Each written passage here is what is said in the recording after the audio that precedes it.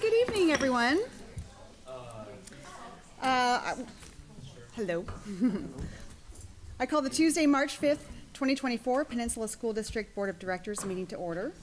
Let the record show that Director Glover is absent and excused this evening. Will you please stand and join us for the Pledge of Allegiance? I pledge allegiance to the flag of the United States of America and to the republic for which it stands, one nation, under God, indivisible, with liberty and justice for all.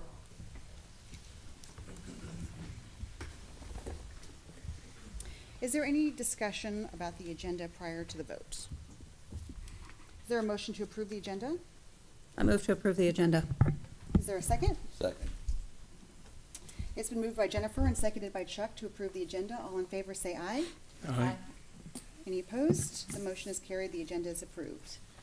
We have a very special performance this evening, so if you will turn your attention to the back of the room. Ms. Mills, do you want to introduce your team before they get started? We have the Vaughn Elementary students who will be performing on their xylophones with teacher Ms. Mills here to introduce them. Thank you. My name is Lisa Mills, and I teach music at Vaughn Elementary School. Tonight, some musicians and their families are here representing Vaughn Elementary. Thank you for having us. Please feel free to ask the children about the bracelets they're wearing. I believe our children deserve equal access to a well-rounded education that includes music and the arts, regardless of ability or circumstance. Dance, music, theater, and visual arts provide benefits to our students, including increased engagement across subject areas, enhanced social skills, and an opportunity to express themselves creatively. What do you think students might be most grateful for with regard to their education in the Peninsula School District? Alyssa and Adam would like to share. I believe my learning experience has grown and become better because of the teacher support when learning. I believe every child is given a certain teacher for the learning benefit, as for a better learning experience due to how the teacher teaches. I believe Miss Victoria Moore is the perfect teacher because of her teaching methods and multiple ways of educational support. Adding on to that, Vaughn's teachers are equivalent to a better learning experience. My name is Alyssa Burns, and I became a better learner knowing my teachers can and will help my educational questions no matter what. Hi, we are from Vaughn Elementary. We are the Whole Note Huskies. We would like to perform to you a song called Tatenda. It means thank you in the Shona language from Zimbabwe.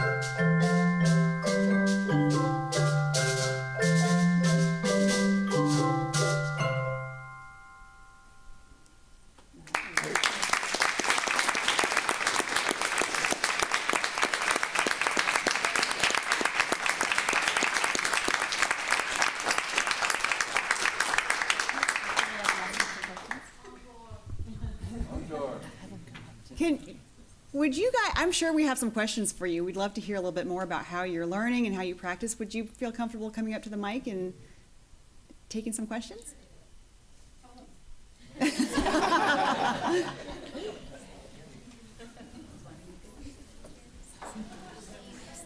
Yeah. These are all brilliant, hardworking students. You can just ask them. Absolutely. Point to Well, first of something. all, we do want to hear about those bracelets. What do the bracelets mean? Okay, which one was?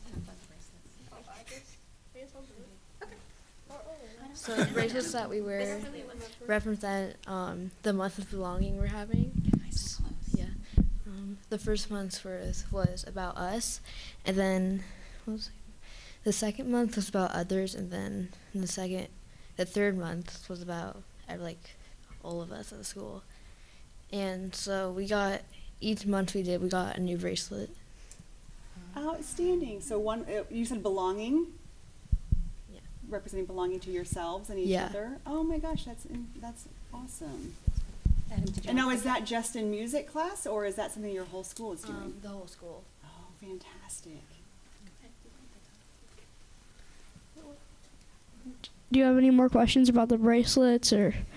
I've got some question about the music. How long did it take you to learn how to play that together? It took us about a few weeks off and on because on B days at our school, we'd come on our first recess into the music room to play xylophones for 15 minutes, 20, around that time, a few weeks. Did you also learn how to read music? Yes. Okay, so all of you can read music? Yes, we can.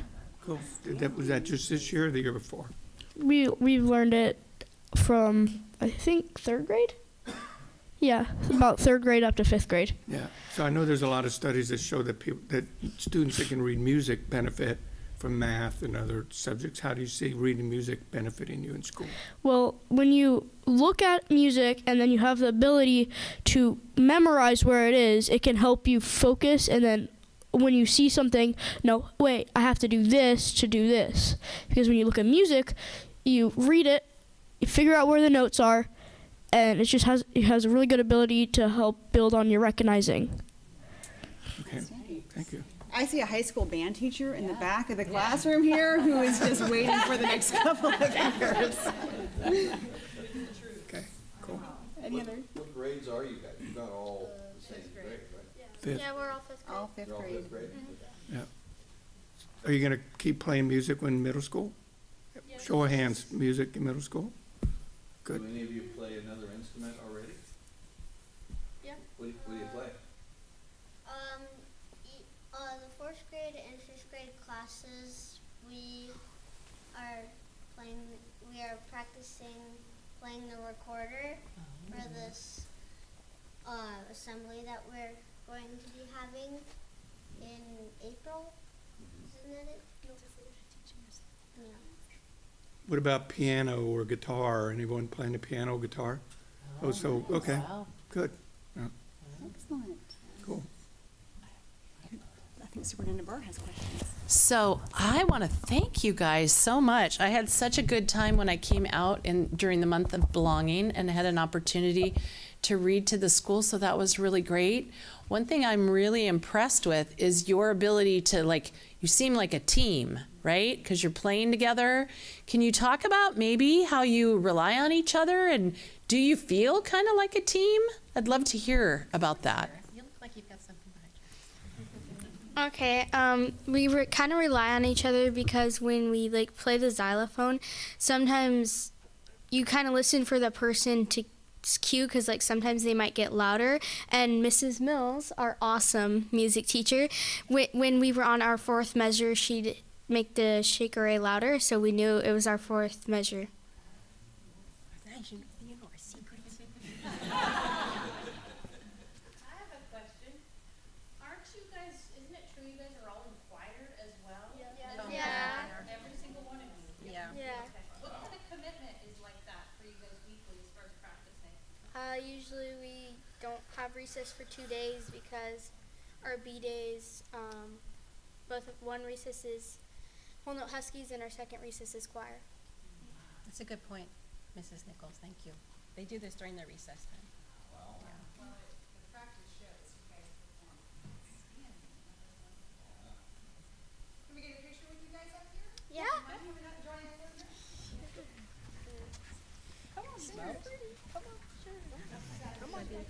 Yes, you should. I'll go with you, Emma.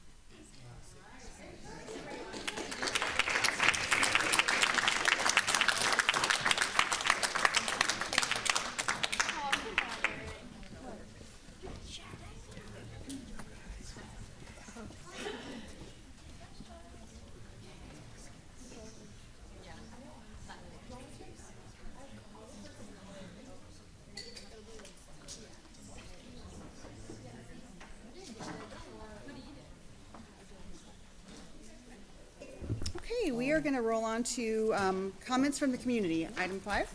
So I have a few people sign up to speak tonight. When addressing the board, please come to the podium and state your first and last name and limit your remarks to 3 minutes or less based upon the number of citizens requesting to speak.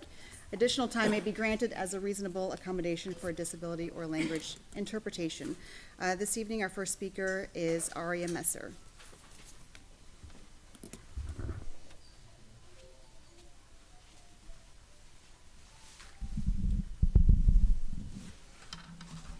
Hi, my name is Aria Messer. I have 2 children in the Peninsula School District. I want to share a message with you that may at first seem strange, but I'll circle back to it afterward.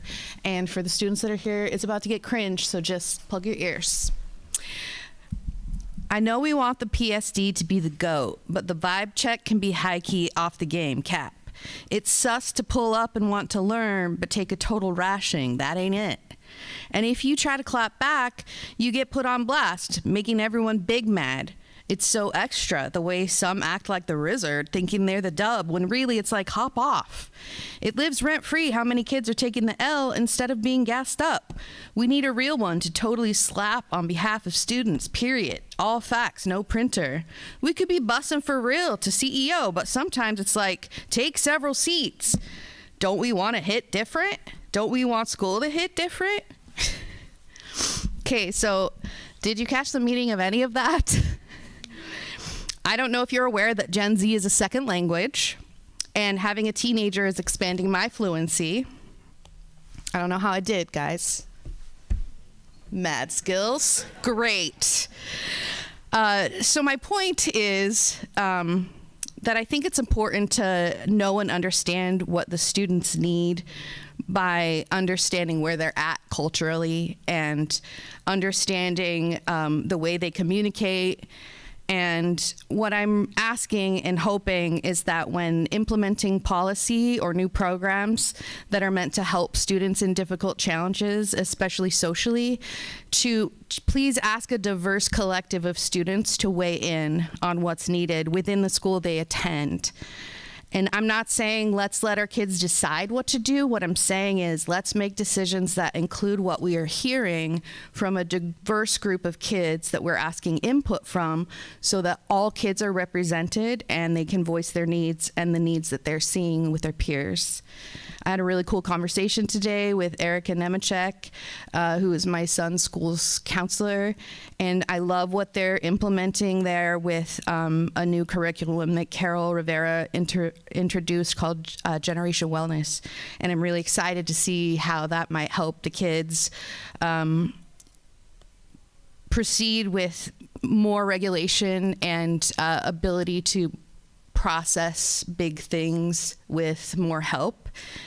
And I also just wanted to thank you guys for addressing some of the concerns that we've had, and I just ask that the momentum continue so that all students can get what they need at school.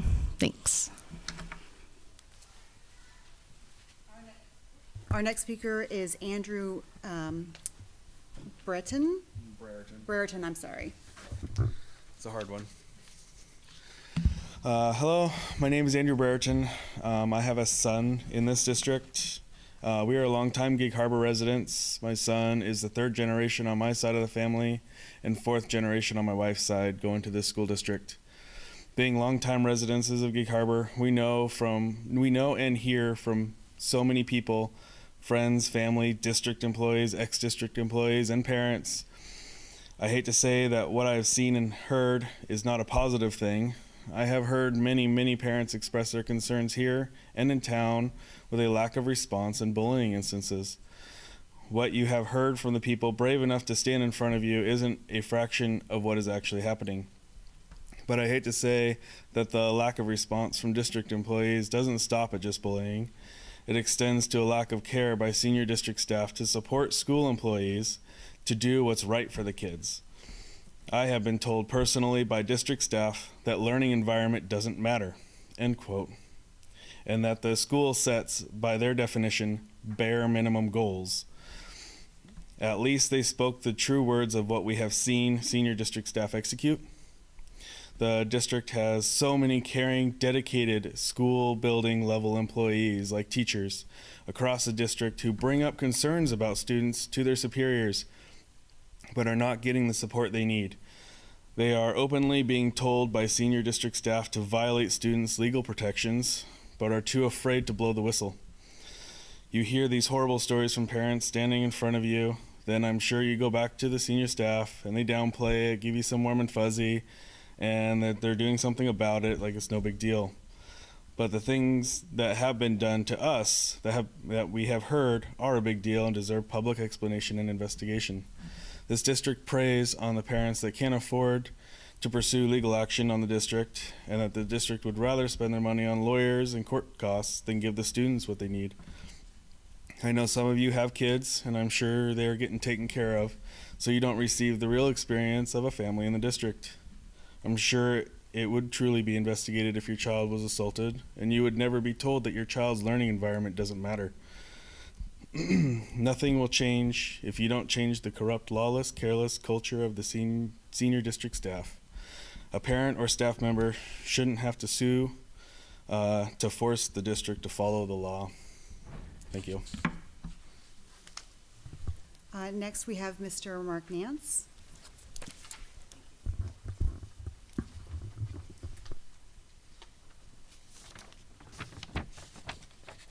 Good evening. My name is Mark Nance, and my daughter is a graduate of Gig Harbor High School.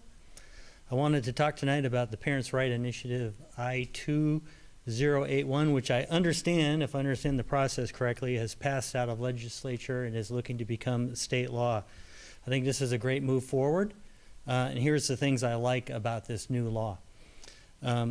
First of all, it names parents as the primary stakeholders in their children's upbringing and establishes specific parents' rights within the public school system.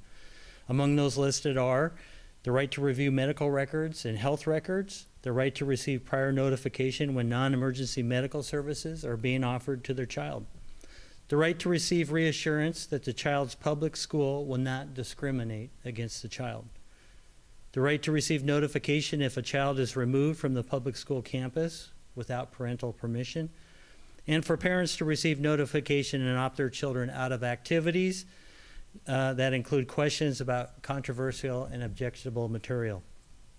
These seem like obvious rules to me, and it's unfortunate we've had to come to this point in our society where we have to legislate these things.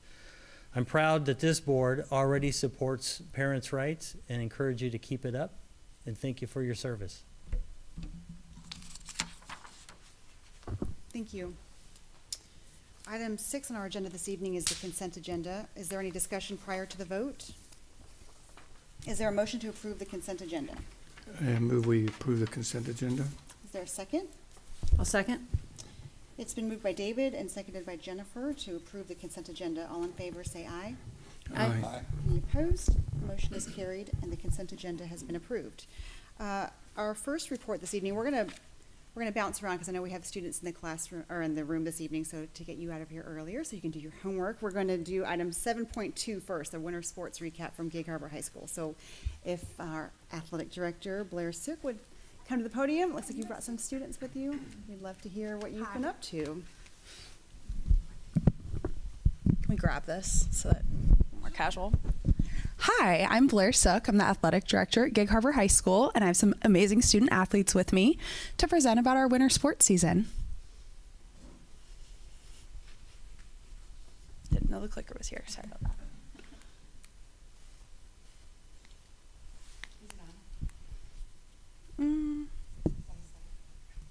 That would be helpful. Perfect. Okay, so really proud of this. All of our teams earned the WIA Team GPA Award this winter again, so congratulations. They averaged a 3.572, and that's 198 student athletes. So big props to them for putting the student in athlete. We had 5 all-league athletes, 1 league title. Everyone participated in the playoffs. 4 teams participated at state, and then we also had 2 state titles and some national recognition from cheer that I will let our cheerleaders share about later, and 182 participants. So girls bowling, Mackenzie wasn't able to make it tonight, so I'll share. They had our state title for academic state title for 3A bowling, which was amazing. Their team GPA was a 3.871, which is super impressive. They took 3rd at the league tournament, 7th at the bi-district meet, and we sent 3 of our 6 varsity bowlers to the state tournament, which if you guys ever get a chance to go to a state bowling tournament, it is a really electric, fun environment. They've got lights going, music, everyone cheers for each other. It's really a cool, fun event. And then they were recognized, for their team GPA state title. And now I'm gonna pass it off to Jackson to talk about our amazing swim and dive program.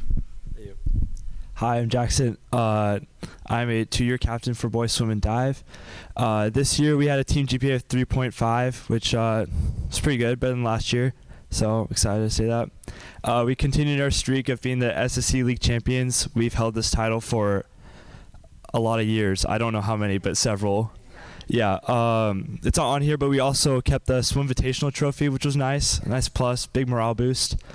Once again, we got 2nd at our districts meets, which was great. We had a lot of impressive swims, a lot of improvements from our higher level athletes and our newcomers too, which was really exciting.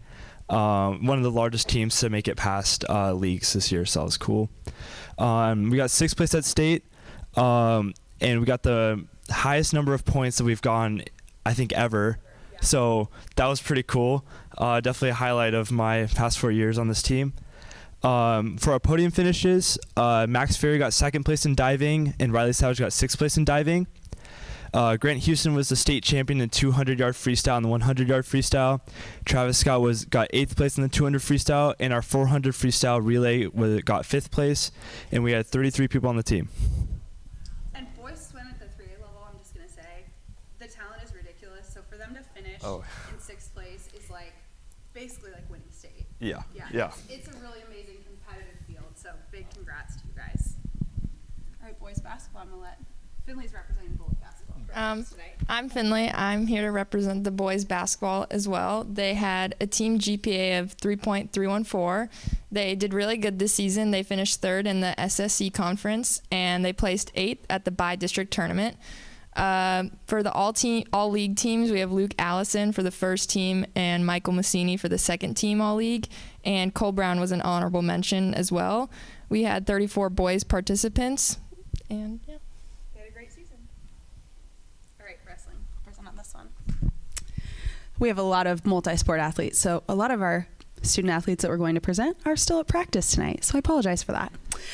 They had a boys GPA of 3.385 and girls GPA of 3.871, so really spectacular. They had an 8th place finish in league, but we had a lot of high finishes at districts. So we had Eleanor Nimrick finish 1st.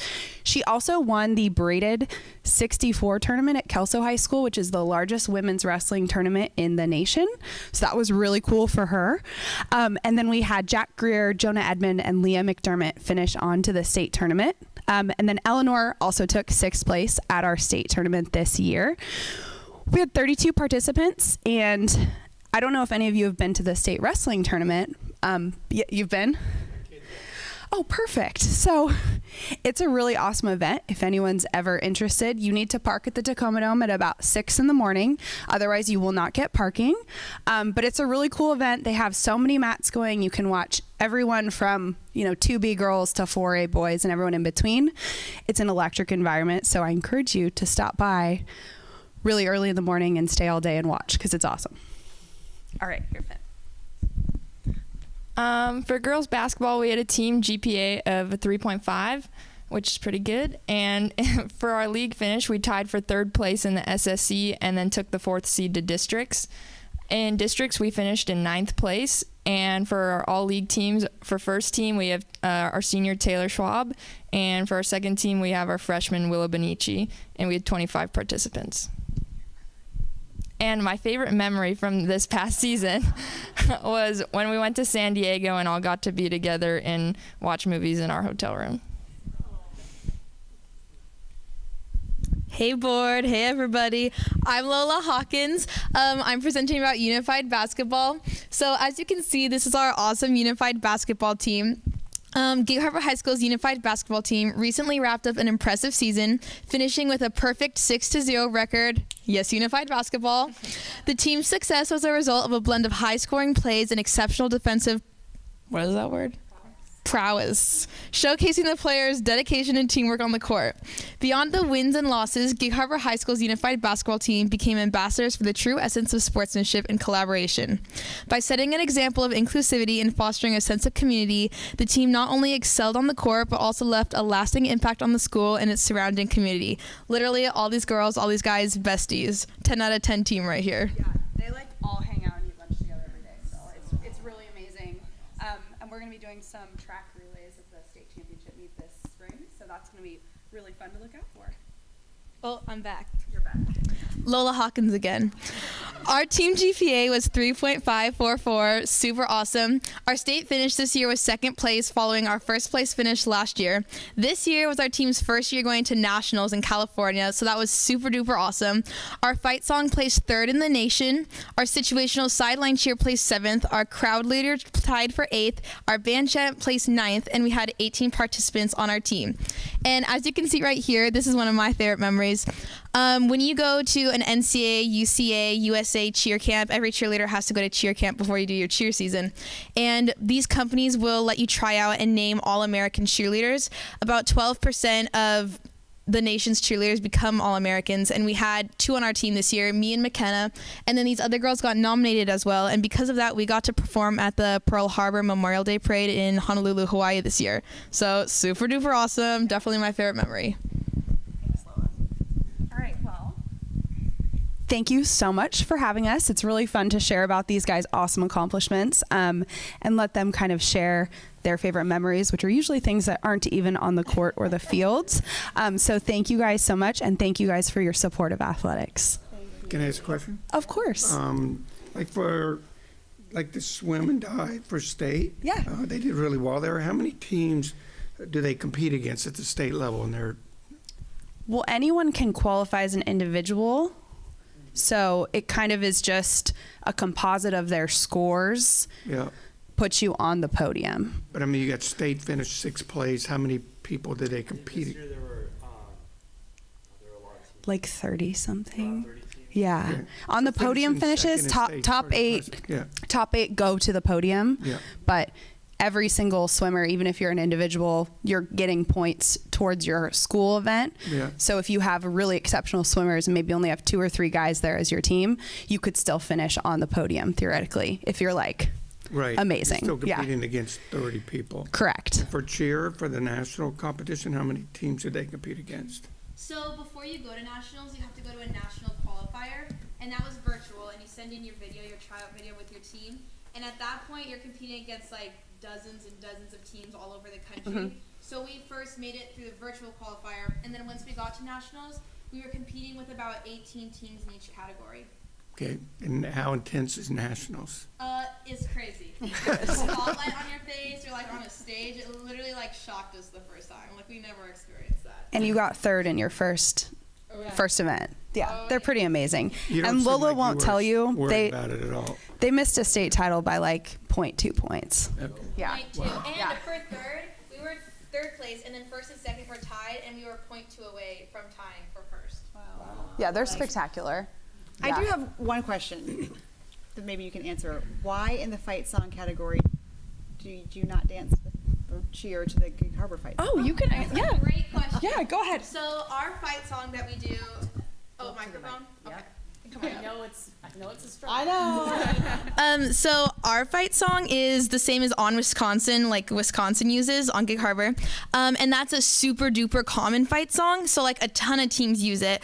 Not only is it super common, but it's also incredibly slow. So it's like kind of boring when you dance to it. But instead we do Oregon's fight song, which isn't as common, and we just add Gig Harbor words to it, and it's faster and more exciting. So like our actual school fight song is still on Gig Harbor, on Wisconsin, but then we dance to a different one and just like put in fun words. Okay. Yeah.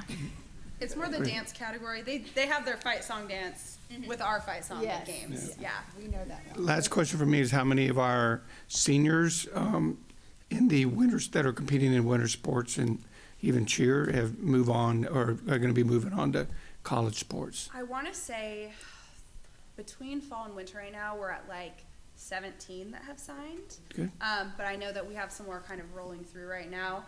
It's been a lot harder to sign collegiately with the transfer portal. And so we have a lot of kids who have to wait till March and April to get those offers and those roster spots. So Cool. we'll have some more of those coming Cool. up. Don't forget about students to distinction. Sports, Yes. Yeah. scholarships. Of course. Cool, cool. Yeah. Awesome. Any other questions, comments? Well done, you guys. Thank you. Good job.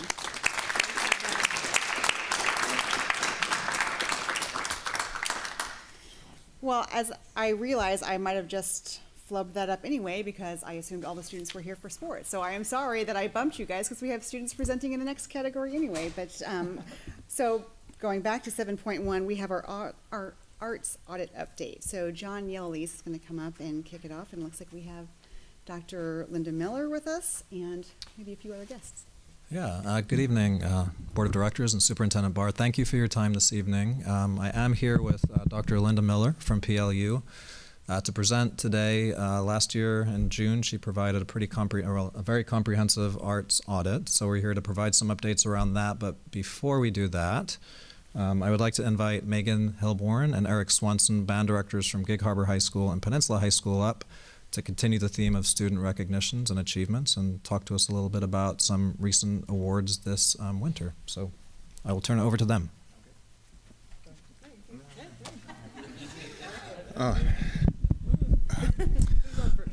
I'm Eric Swanson. I am the band director at Gig Harbor High School. I also serve as the music coordinator between the music staff and the district. So we had a very successful solo ensemble season this year. We took basically between the two PSD high schools, we took all of the band categories except two. And that includes our entire region, which includes Vashon, Fife, and the whole Tacoma School District. Bellarmine's in on that too, yeah. So this is, I don't recall ever having that sort of coverage in our area by our district. And so it's a testament not only to these kids. Can we have our high school kids stand? And this is just a small sample of those who are going to state this year. So, yeah. Yes. You'll notice that the swim and dive captain is also going to state on bassoon this year. So that is also some things that we like to boast with our programs, is that they're also doing other things. They're multifaceted human beings, and that's the well-rounded child, and that's what we're about. So, I mean, you guys can read. Those are all the categories. So, and we took all but two. We also had two choir categories that our Alex Stahl at Peninsula. So we had two of those, and then we also had 13 other qualifiers that either took first or second alternate in any variety of these categories. So we just had a really strong showing by our school district. And so it's a treat for us to get to watch this, but also watch the elementary, because that's where it starts, and the whole pre-K to 12 continuum. It culminates here, but it starts there. And so it's really important. We want to give our shout out to those people. So, have any questions for us? or questions for students. Yes. Well, I would ask I know that the board over the years has really put more and more focus on the arts, which I'm really proud of that we're doing that. And I know that we're not done with that, but as far as the elementaries feeding into middle schools with such a smaller number of middle schools that have music programs, how is that? How can we do better to make sure our elementary students that are learning music and instruments and so forth can continue on and not lose that as they get to middle school, if they have plans to be doing that in high school? What can we do better? Yeah, there's a lot of variables in that question because electives at the middle school, there's many to choose from, and so kids have many choices to choose from in that regard. Our elementary music people do a fantastic job in a collective, not just, they work great with kids. You can see the product that they're doing, but they also collaborate together. They streamline their processes. They like assessments, all of the things that we hear in all the other subjects. They're doing a really great job of that as well. And so building a collaborative effort to get every school up to that next level, and they do a really good job of doing that. So when we talk about the arts audit and these things that we're working on, that's where we need the support. The things that we're talking about in the arts audit, both music and visual arts and all of the different arts combined, we just want to really see this process through and see some positive change go with that. Thank you. I am not a musician. I'm a music lover, but I'm curious about the ensemble. So how do you put that together? How do you pick who's in one? And Do you guys want to talk about ensemble? Sure. James, go for it. Okay. I'm James, as you heard. So being a part of the ensemble, it's really great. You really form this bond with your peers who share this passion with you for music and creating it. A big part of putting that together is teamwork skills, and that's in practice and performance. You kind of heard some of the elementary schoolers talking about that, kind of listening to each other and working together to feel that pulse and really just play together really well. But another element of that is just learning how to build each other up inside of practice, give each other tips, just really elevating each other so that you can be the best you can be individually and as an ensemble. Yeah. I'll get off my soapbox. Collective decision making too, so they pick out all their music and they're making a lot of musical decisions as they're preparing the piece and things and deciding, should we, make this part louder, should we make this part softer, should we, have different articulations here and there. They're putting all of that together on their own. So there's a lot of flexibility there. Because my other question would be about the scoring. I have no idea, how do you even score? Sounds great. Yeah, I can. Sure, I'd be happy to answer that. By the way, my name's Megan Hilborn. I'm the band director at Peninsula. And so the way that these contests are generally scored is there's several different categories that they receive comments on based on how they perform. So they speak to things like their tone quality and their musicianship and their technique and all those kinds of things. And then it kind of all comes down into a collaborative score.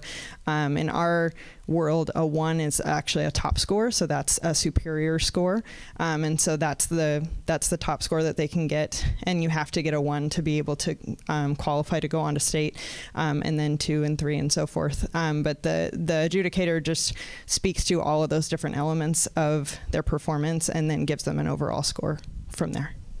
Cool. Go ahead.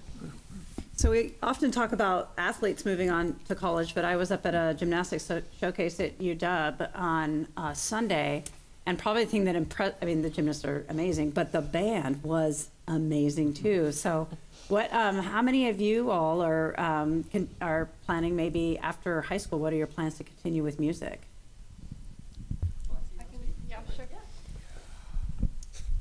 So I know, first of all, just raise your hands. Who wants to do music in college here?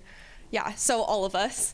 And it's not just us. There's a lot of people in, I know, the Gig Harbor program and the Peninsula program, and many people that we know who have graduated, who have gone off to do music in college. And it's not just an extracurricular activity for a lot of us. I know so many people who have decided they want to do this as their career or as a part of their career.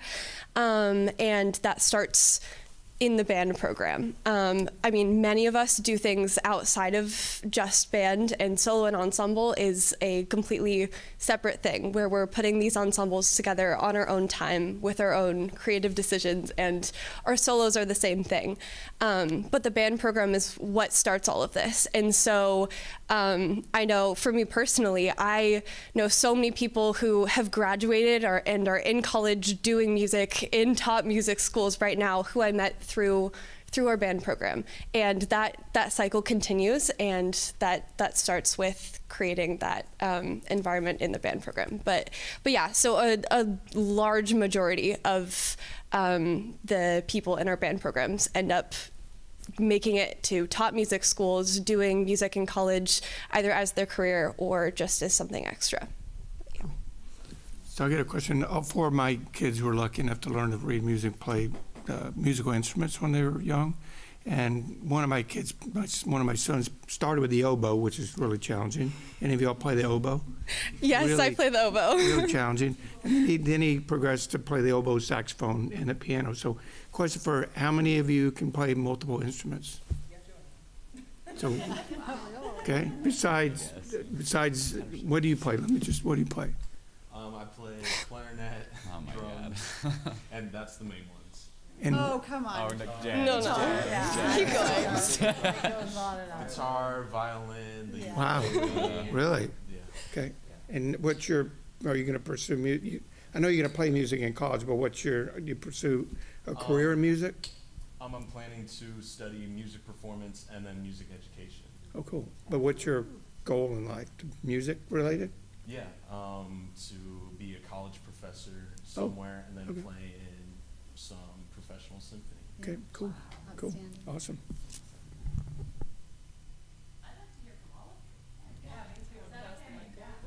Sure.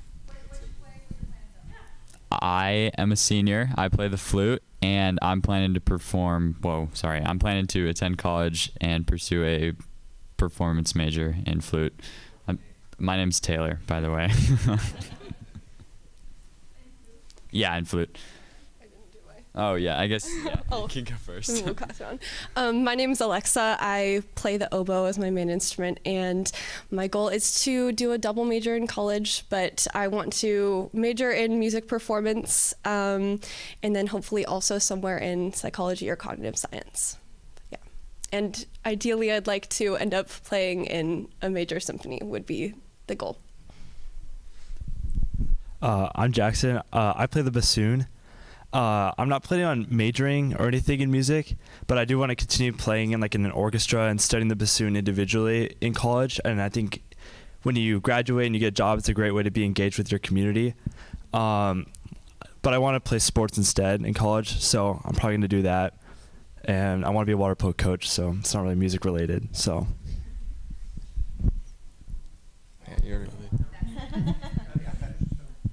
And my name's Matthew, and I play the trombone. And while I'm not going to major in music in college, I still want to do it in college because being in the program for so long, I've really grown a passion for the hobby and playing music, and it's a really big part of my life, and I love doing it. Okay, I got to ask you a question because I never understand the trombone. How do they know how far to stick that thing out? So, yeah. I mean, I don't know how you. How do I know how far? No, I mean, to get your notes. I mean, it's just there's a slide positions. There's 7 of them, and you just memorize where they are. Sometimes they're slightly different. You use your ears to listen for the pitch and adjust. Okay, cool. I never knew that. Okay. Hi, my name is Joanna. I play the tuba, flute, and bass trombone, and I plan to do music education. I'm James again. I play trumpet and French horn, and I'm a sophomore, so admittedly I haven't thought that much about college, but I definitely want to pursue music going forward. And yeah, being in a major symphony orchestra would be that's definitely the dream. Can I ask just one more? So Jackson, you do athletics and music. Yes, sir. And I've done a little bit of both. And what I recognize is that it puts you in a mindset, kind of both athletics and music, that's peaceful, that's, I don't know how to describe it. So I see athletics as being an art also. Mm-hmm. What are your thoughts on that?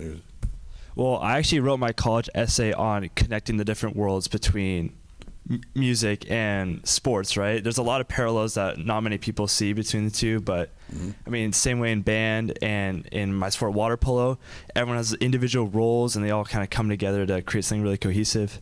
That's probably what I would say. Okay. Yeah. Thank you.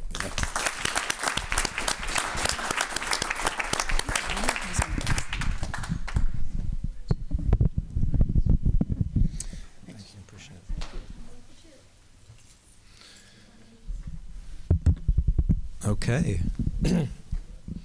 So I see Lisa is still at the back there, so I just again want to thank Lisa Mills and her amazing fifth graders for being here today.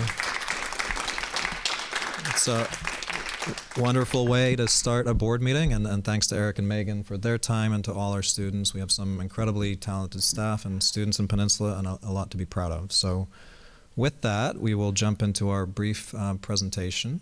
And again, we have Linda Miller, Dr. Linda Miller, with us this evening. She's going to co-present with me, and she was kind enough to continue to offer her time this year. She did the audit last year, presented in the spring, and she's with us in a consulting role this year. So it's been great to have her on board with us. And just a brief timeline. Again, I kind of mentioned this, but it was last spring, in June of 2023, that Dr. Miller provided her audit, Fine and Performing Arts audit, to the board. And since that time, we reconvened the Arts Council this fall. So that council was in place last year, working through the audit with Linda.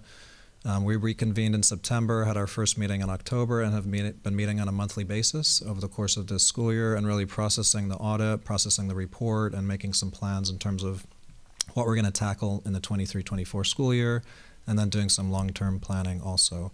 You can see we have quite a number of council members on the slide there. I won't name them all. We're hoping to expand that next year and bring in some additional parents so that we can have parent voice on the council also. So based on the report, the audit, we established as a council some priorities for the 23-24 school year, and you can see those on the screen there. We started the year with working on a vision and mission for the council, talked about a district music library. So in other words, it's a way to inventory and account for all of the music, instruments, and equipment that we have. We talked about the urgency around calendaring and scheduling in advance of the next school year so we can get performances and other events on the calendar. We talked about safety, security, and space as a priority for this school year, and then beginning some long-term visioning, again, based on the audit. So I'm going to ask Linda to come up and speak to this piece, as this was kind of a carryover from last school year in terms of vision and mission. Thank you. Thank you, and good evening to all of you. It's a pleasure to be with you again. When we sat down as a council I'll just tell you a little bit about our process for the vision and mission statements. We first did a lot of brainstorming, and then we asked council members to come up with specific words or terms that were important to them for us to acknowledge or focus on in our vision and mission statements. And then we came back together at a subsequent meeting and put all of that together and called on our English teacher, Kara Belote, to wordsmith some things given the input from everybody on the council. And these are the result of that work, and I feel very good about this. Our vision is every student in this district should have access to any and all arts they want to participate in. And that's really the deal right there. That's the bottom line. And the council, I am so proud of the council. Oh my gosh, I can't even tell you. They have really dug in and done a lot of work. They have gathered information.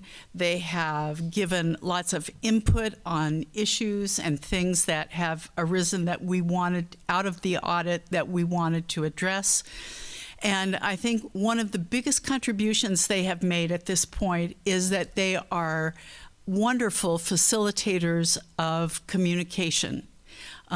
Particularly between district personnel and other teachers.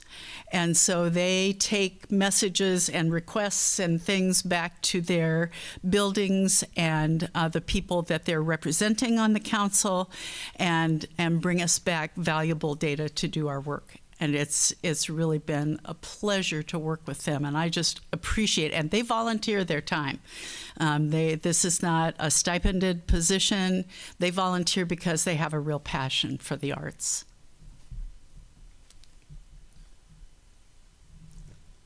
Do you want me to talk about this? Do you want Yeah, I think Linda and I can both talk about this. Okay. Why don't you start off with the initial conversation we had around Okay. the centralized library? Okay.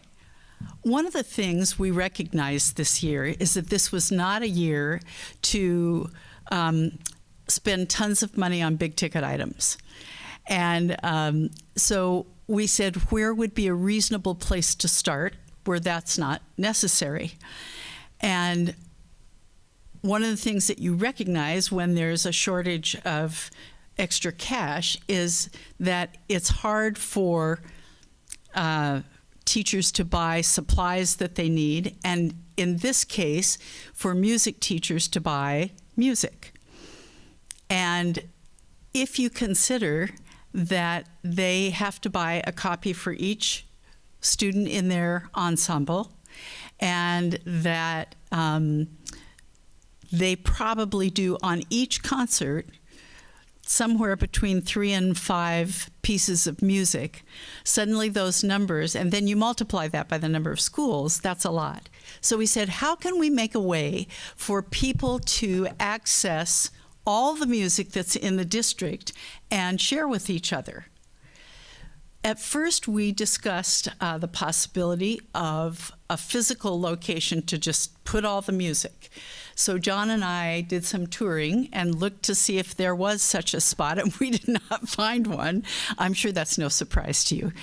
And so the result is that we came up with what I think is a really wonderful idea that allows each teacher to still house the music they have in their building, but to barcode everybody's music, enter it all in Destiny so that any teacher can request a piece from another teacher and have, what do you call school mail?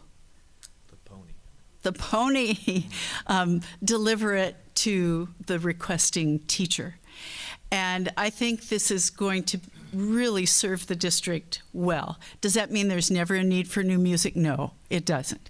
But it means that you can probably get by beautifully with less. And so this has been a real starting project, and teachers have given us great input in this process, and we are really grateful to band and choir teachers for their ideas and their input. Yeah.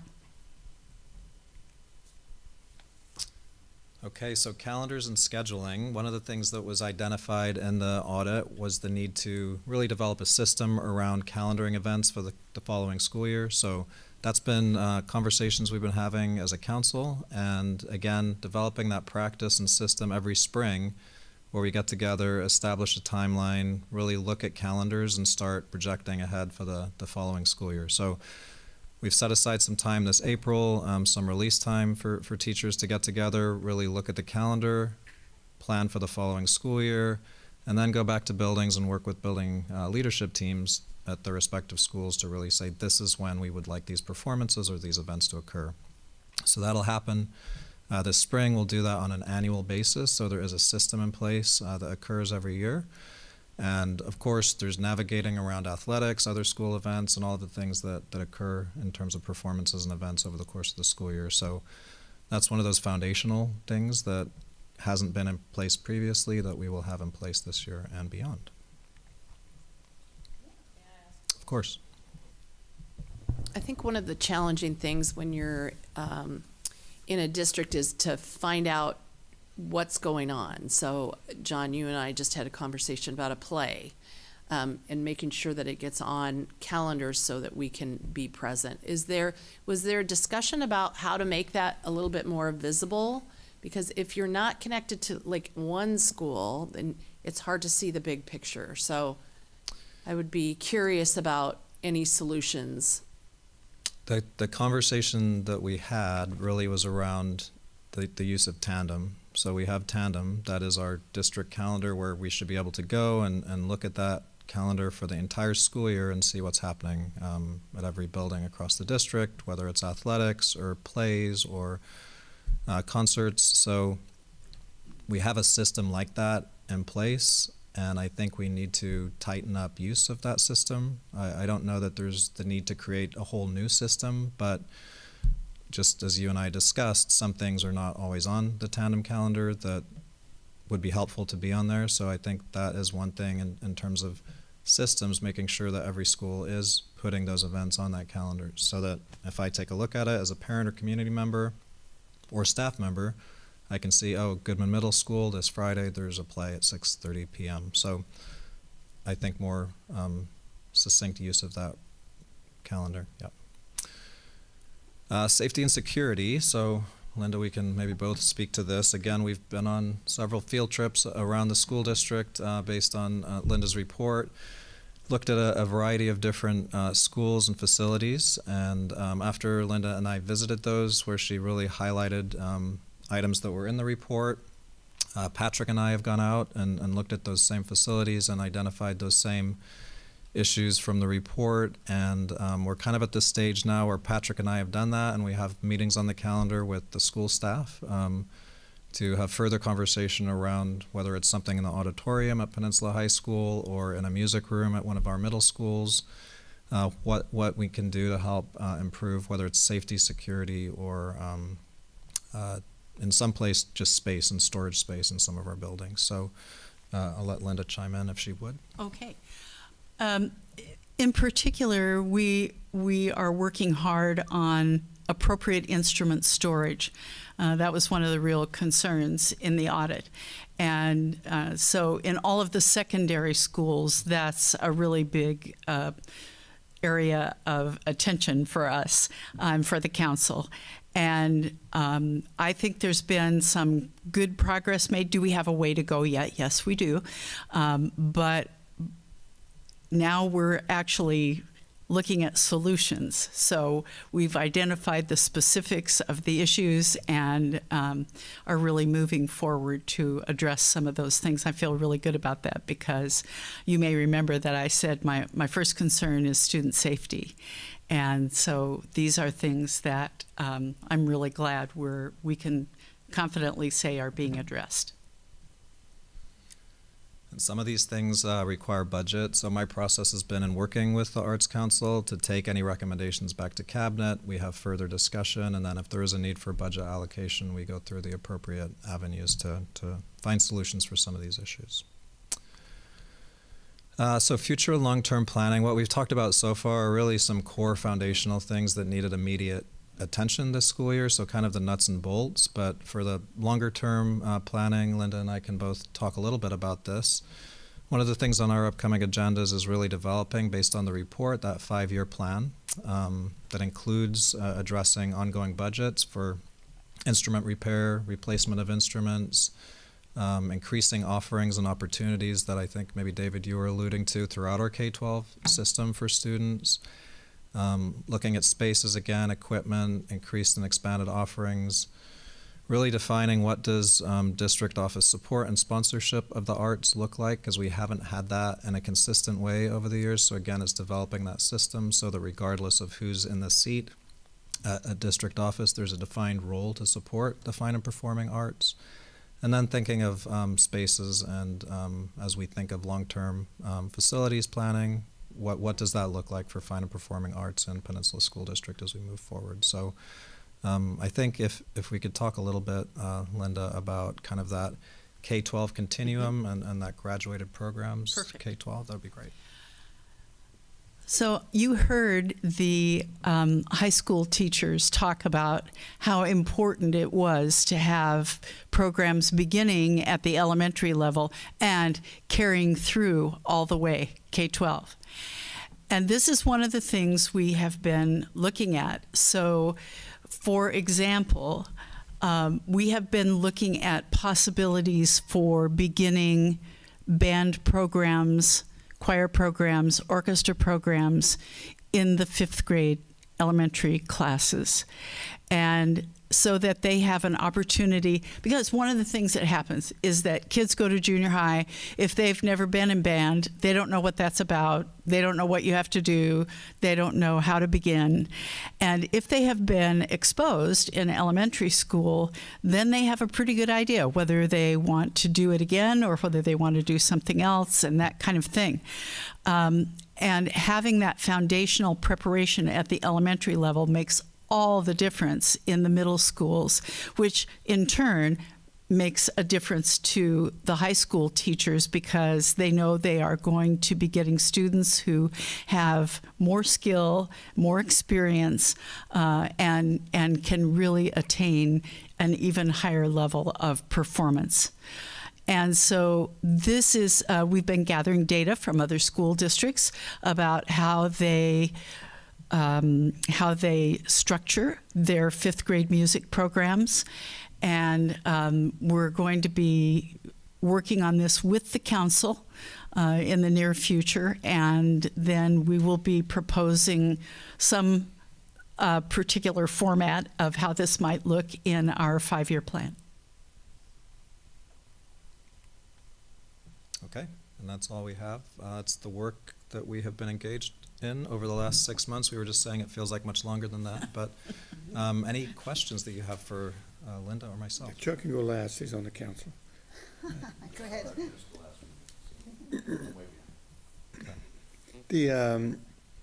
I know when I was, a lot of us probably in the room played recorder when we were in elementary school, but if I remember right, there were like diagrams of where to put the fingers, but there weren't like musical notes associated with them. So I know since this is your expertise, young students, elementary, kindergartners, 1st and 2nd grade, learning to play a recorder, would it be feasible for us to be able to also teach them to read music at that early age so that as they moved into that 5th grade, they'd be more ready to advance into 5th grade music? I could talk to you for at least 3 hours about that question. Okay. But to try to be much more succinct than that, there is a scope and sequence for teaching elementary general music.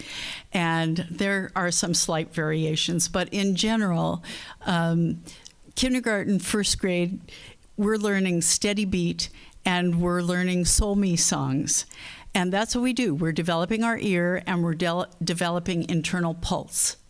And that's really critical to being later on able to accurately perform rhythms. Because if you can't feel that steady internal pulse underneath, it's very difficult to make those rhythms happen where they're supposed to.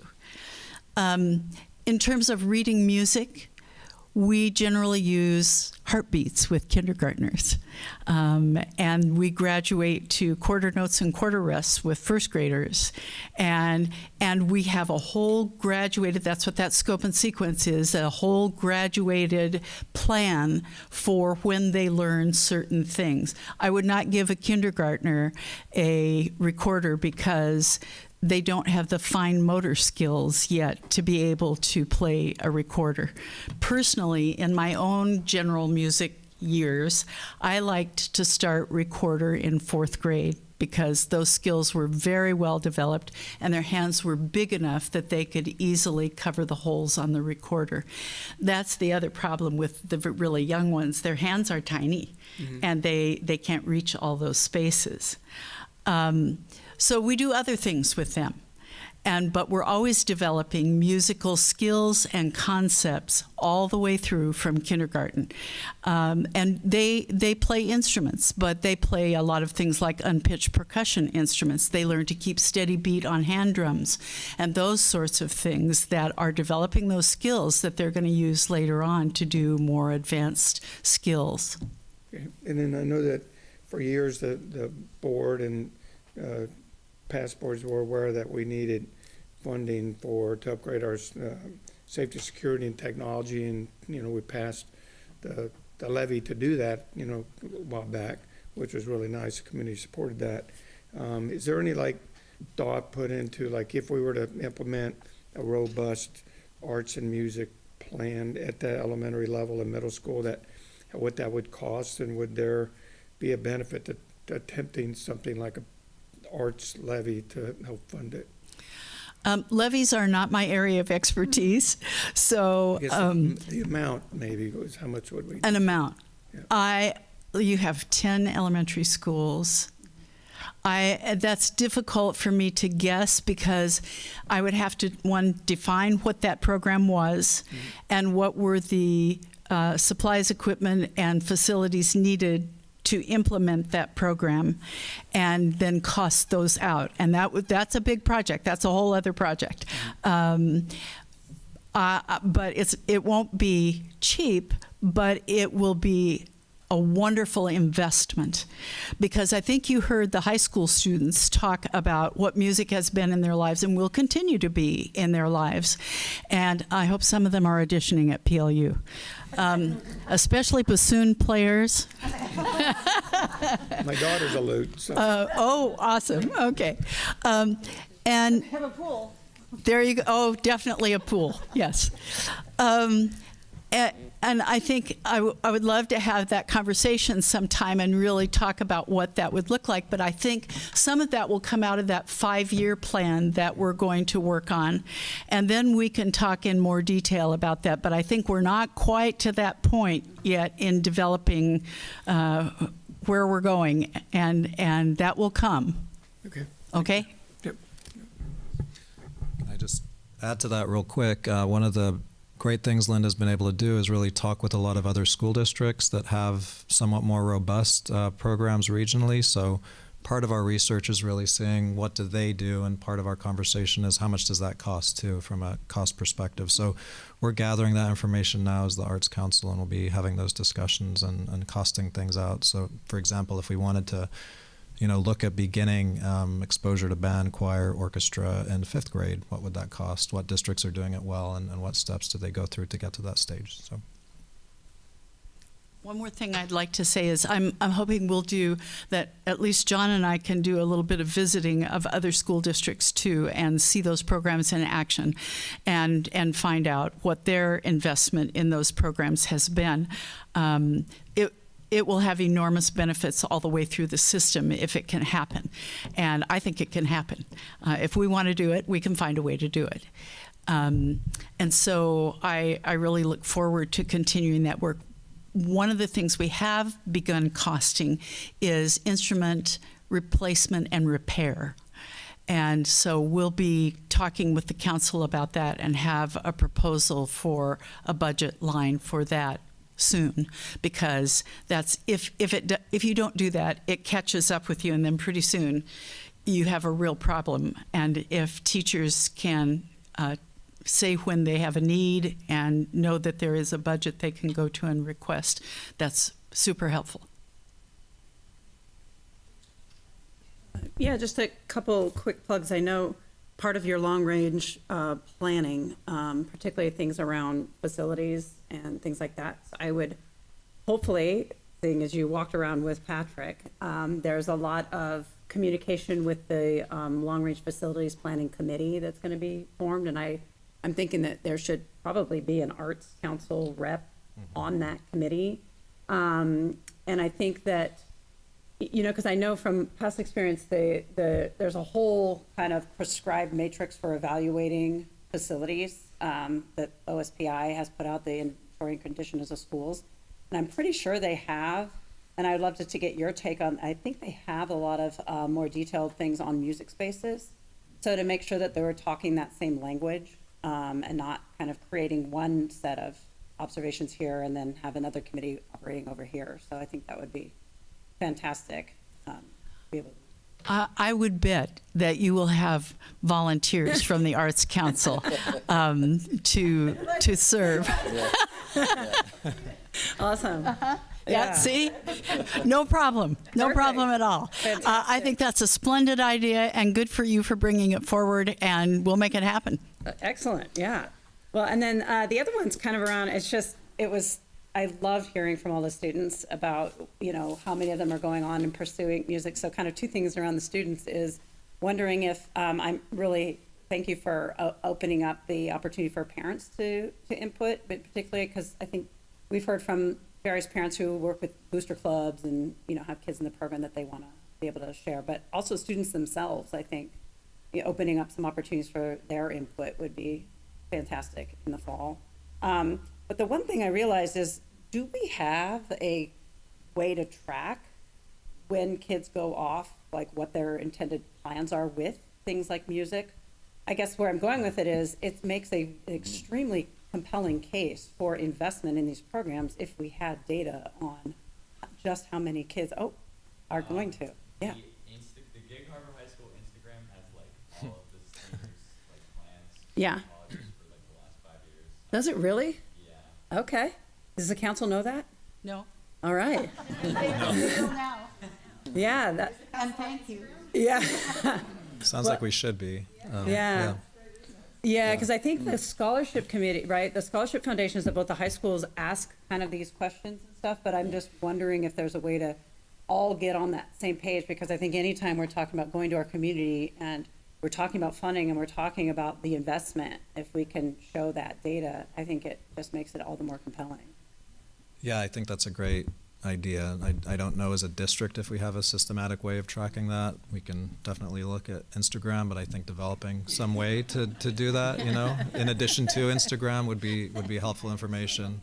Yeah, and I completely agree with you. We've talked a little bit about student voice and the importance of that as we plan for the future, and that's something we'll have to put a plan in place for to gather more information from our students. So. I'd be interested if Chris, I just go to Chris because he's an IT ninja, but if there's a way to put data together about students that play musical instruments and participate in that extracurricular activity when they're in high school, how does that correspond to their grades? It's not always extracurricular. Okay, well, people that participate in music and band and the arts, how does that improve do their grades improve because of it? Oh, that's another question that you and I could sit down over several pots of coffee over that one. You might need to be on the council. Linda can talk. This is kind of my research area. And what I can tell you, again, I'll try to be brief, but it's hard for me to be concise because there's so much.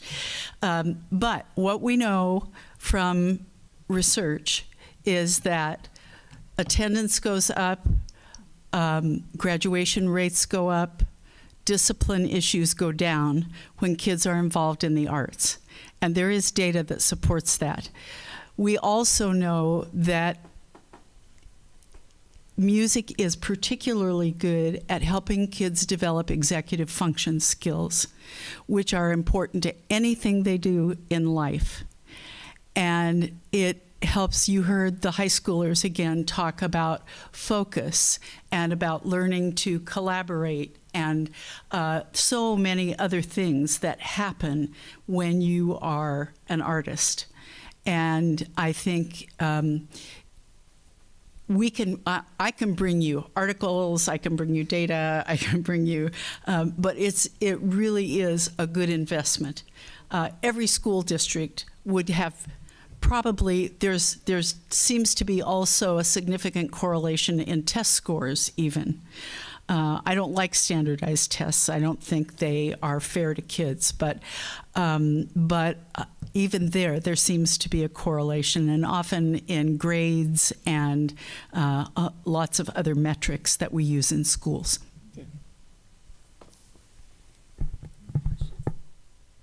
I love the vision and mission, so outstanding. I mean, the all arts for all students. Just, I don't know, it kind of resonates with the Every Child, Every Day. So well done on that. Thank you. And I'm looking forward to the 5-year plan. All right. Thank you.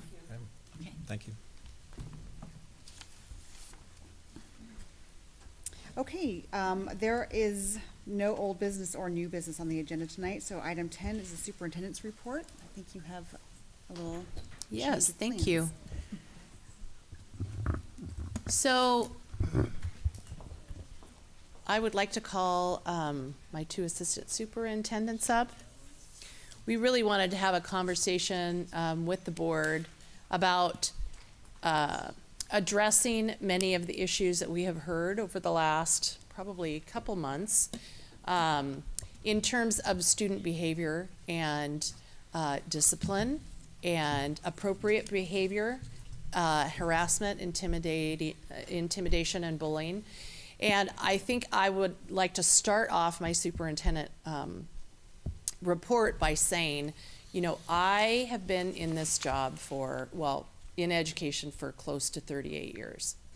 And as a secondary person, as a teacher, as an administrator, as an assistant principal, as a principal of middle school, working in high schools, this is our work. We have to set the tone in our schools. Our administrators are very serious about behavior, and children many times behave awesome and wonderful and are kind, and potentially the next day, maybe not so much. And so what I wanted to do is for you to be able to hear from the elementary and the secondary perspective, an overview, and then to offer to the board, if you so wish, to have a study session, a follow-up study session, potentially at the end of this month or next month, according to your, where we bring administrators in, we bring counselors in, and we bring our communities and schools. They would be good staff to hear about the work that is going on in the schools, because it's very important. It's also really important to recognize that children, I've raised 3 children, and I would like to say that they were perfect angels, and that would not be true.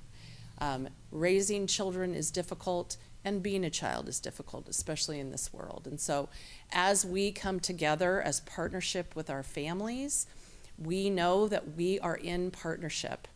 And so I would like for John, would you start? And then Dan, would you follow up? So thank you both for being here this evening and for reporting to the board. Okay, good evening. So I've been working with the principals over the recent days to look at data and trends to identify some patterns and themes in HIB and with racism, discrimination across our elementary schools. And again, this will just be an overview, and if we do the study session, then we can go a lot more in depth. First, I want to start with a definition. What's often called bullying is something else. So to be bullying, it needs to be pervasive, it needs to be persistent over time, and it needs to be an imbalance of power. So for example, 2 students fighting or trading inappropriate texts is not okay, and that needs to be treated seriously, but that's not bullying. So I'd also like to note that any student who's being truly bullied is one too many, and all of our principals and other staff take that seriously. So with that in mind, I can report, based on the number of HIB recorded incidents, that we're not seeing an increase in HIB since COVID, which I believe is related to some of the measures that we've been doing proactively that I'll talk about. We do hear about HIB incidents that have occurred that have gone unreported. Educating students and everyone in the community about the importance of reporting is something that we will need to continue to do and to continue to focus on even more going forward. So we're vigilant about HIB prevention in interventions and prevention education. So here are some of the strategies that have been implemented across the elementary schools. First, we have targeted lessons that are taken primarily from our adopted SEL curriculum, second step. Lessons are tailored by grade level. They include stories about choices, empathy, community, respect, positive relationships, and boundaries, with an emphasis on interactive learning and role playing. We have morning meetings at all of our schools and character education. Morning meetings give students a chance to process their feelings, build relationships with classmates, learn concepts like self-regulation and empathy. Most schools also select monthly themes such as friendship, kindness, and patience. And we have restorative mini lessons. As part of the disciplinary process, when there is an incident, our staff use student misconduct as a learning opportunity. The lessons they teach kids after an event occurs include empathy, racial and gender discrimination, making better choices, and kindness. There was a comment at a recent meeting about the concept of restorative justice. This is a commonly practiced in our school at our schools as a way of addressing student conflict. I've heard numerous reports, and I've also personally observed administrators, counselors, teachers, and playground paras in multiple schools working with students on this concept, which involves having students admit their mistakes, take responsibility for their actions, apologize, and make reparations to those that are harmed, and express genuine empathy and commit to doing better to ensure a better relationship going forward. We have seen, and I have heard from several schools about an uptick in racial slurs and racially insensitive comments. We do have our committee, the Culture of Belonging and Inclusion team, and then Dan's going to talk about another team that will help us work on this, but this is something that we definitely want to engage in.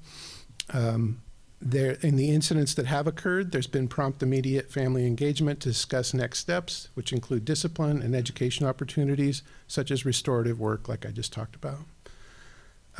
So in summary, as Creston said, this is one of our primary jobs in elementary, is to teach kids how to interact in a positive and productive way, and those skills are vital for their success going forward.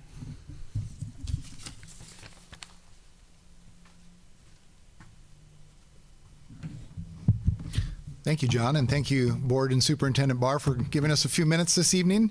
I just want to reiterate, and I wrote this at the top of my notes, any behaviors which physically harm or emotionally harm a student or an adult or are mean-spirited in nature are inappropriate and unacceptable, and we need to intervene. And we talked about that a little bit at the February 13th meeting, where we talked about intervene, support the victim, report. What I would share with you is similar to what John shared from the elementary. All of our schools start the year with a focus based on our MTSS behavior work, and that focus is around explicitly teaching expected behaviors.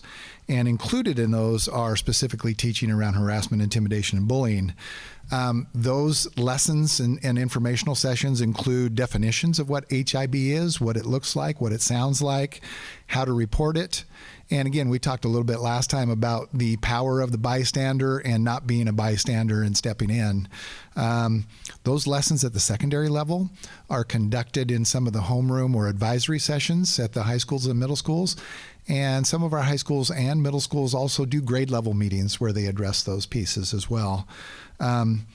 Schools focus on these specific topics for anywhere from a few days at the start of the school year to a full week. I got feedback from all 7 of our secondary schools.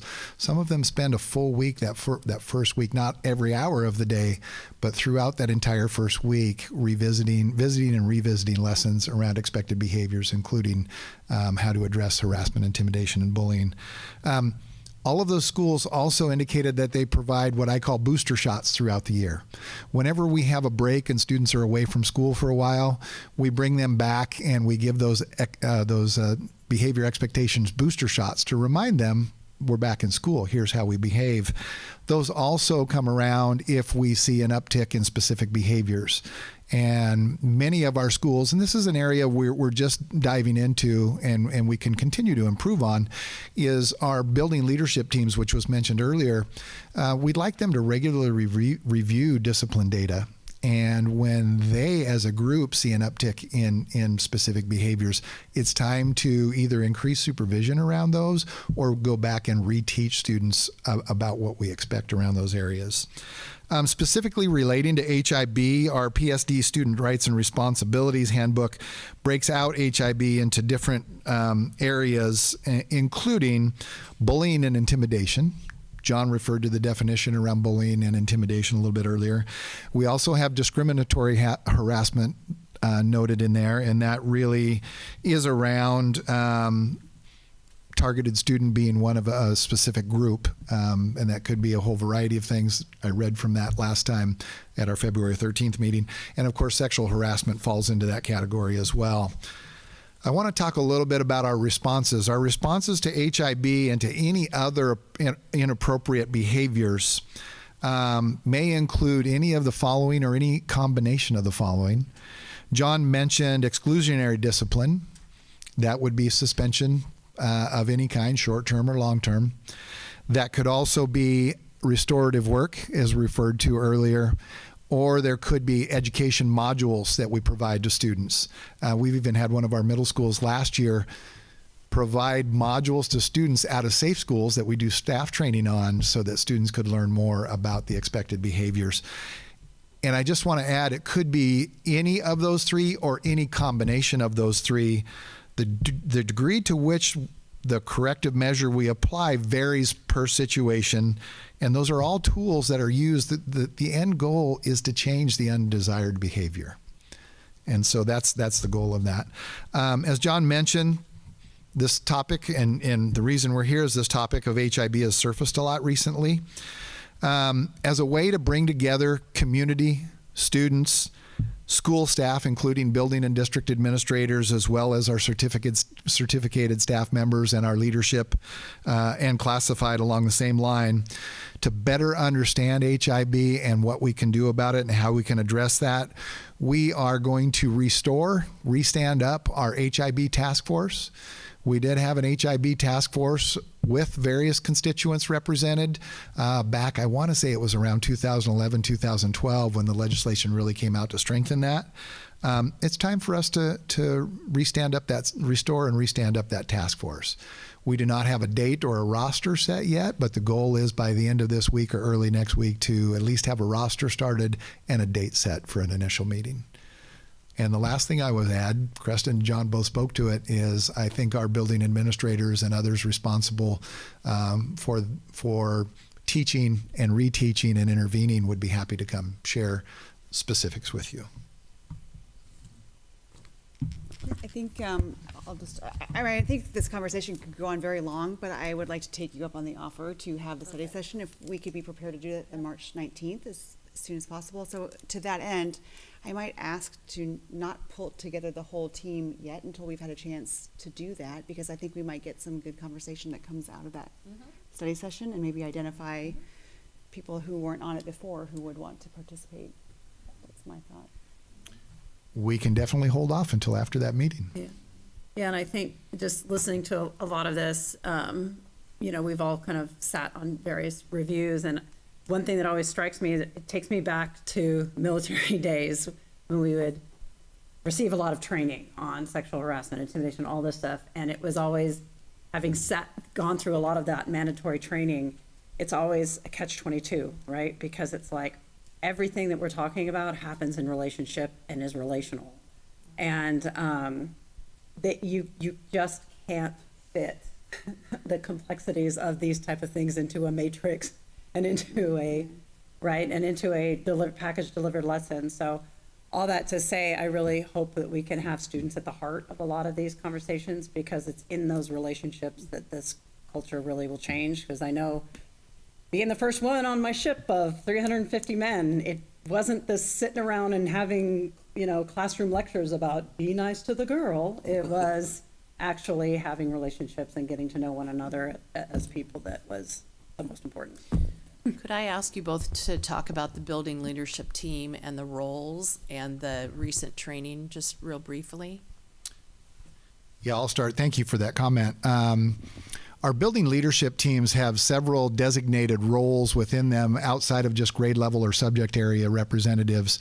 And I believe Carol Rivera spoke to this last time. One of those is a DEI rep.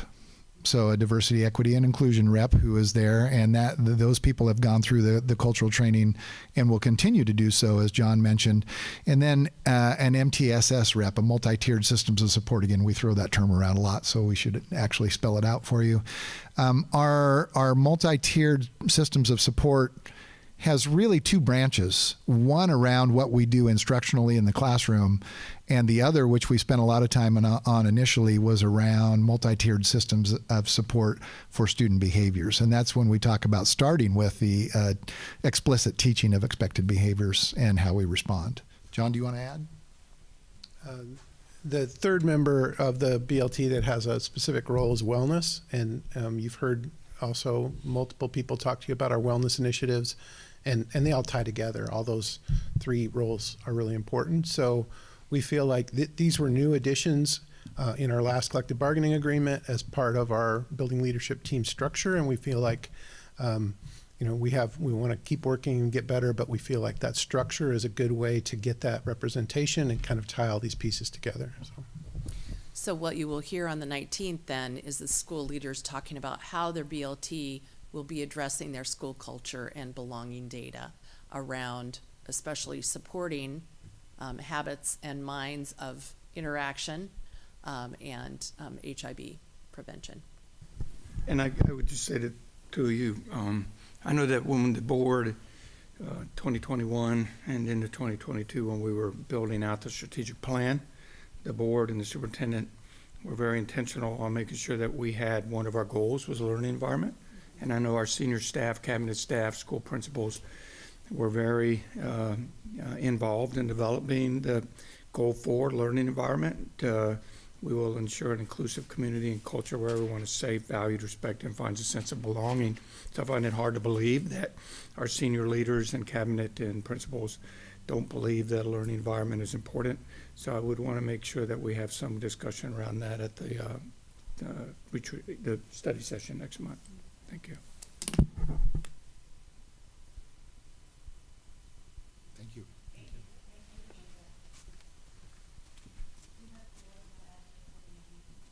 No, I'm just gonna keep it close, short. Before 7:40. Got it. Okay, well, that takes us to board discussion and comments. Anyone have comments? I know we just met a week ago, so any updates? No?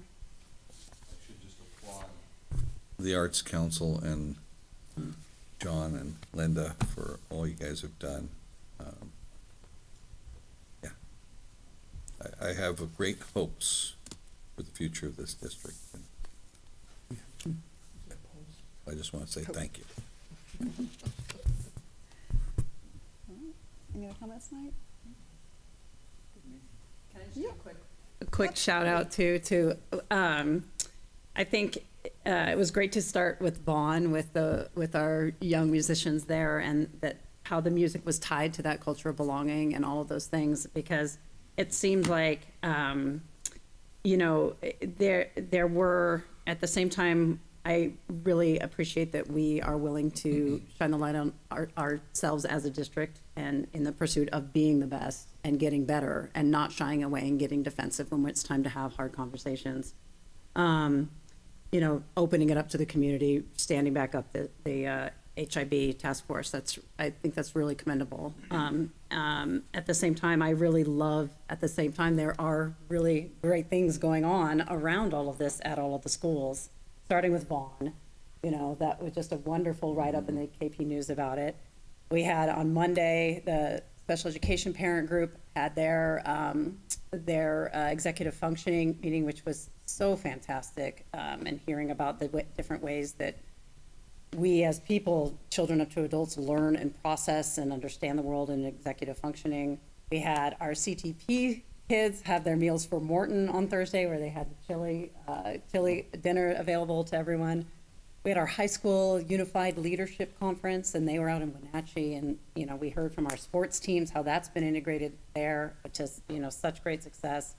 And then just learning about the staff professional development around leadership through a culture of belonging and inclusion. So I think there's so much great work around this going on right now, and I think we do have a district with very committed hearts to this, so I'm really excited that, we're not going to get defensive, we're going to dive in, go after it. I do have something to say, because you got me. So I appreciate the comments of our community tonight, and for me, it's important that we listen to members of our community, and the fact that there are government entities, and whether in this state or wherever, that have tried to silence parent voice and that have tried to restrict what parents can do as far as being involved in curriculum or being involved in their kids' education or whatever. I think the fact that there are school boards out there across the country that do not listen to parents at board meetings, they pretty much just limit it just to themselves. I think the fact that this school district is willing to listen to parents and community members at the podium, whether it's great news or bad, or if it's, a compliment or not, the fact that we are intentional, that we listen to members of our community and our parents, I think it says a lot about this school district, that we value parents and families, and we listen. And I've seen this board in the last couple of years make great progress just off of parents coming to our board meetings and letting us know what's on their mind. So, thanks. Can't beat any of that. You guys wrapped it up eloquently. So with that, our next board meeting will be on March 19th, 2024, 6 o'clock p.m. here at Swiftwater, and we are adjourned. Thank you.